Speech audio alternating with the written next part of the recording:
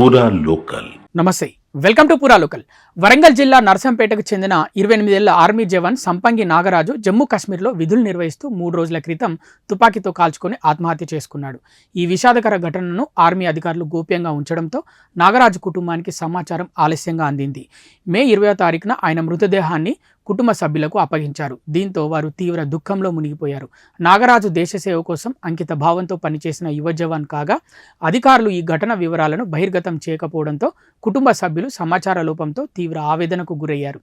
సంపంగి నాగరాజు మరణం స్థానిక ప్రజల్లో విషాదాన్ని నింపింది.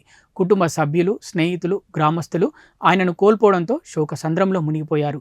నాగరాజు తల్లిదండ్రులు, భార్య, బంధువులు ఈ దుర్ఘటనను తట్టుకోలేక దుఃఖిస్తున్నారు. ఈ ఘటన ఆర్మీ జవాన్ల మానసిక ఆరోగ్యం, వారి కుటుంబాలకు సకాలంలో సమాచారం అందించడం వంటి అంశాలపై చర్చను రేకెత్తించింది. అయితే అసలు నాగరాజు ఎందుకు సూసైడ్ చేసుకున్నాడు, సమస్య ఏంటనే విషయాలు మాత్రం తెలియాల్సి ఉంది. ఇవి ఇప్పటి వరకు ఉన్న అప్డేట్స్. మరిన్ని అప్డేట్స్ కోసం చూస్తూనే ఉండండి పూరా local, your choice for local voice.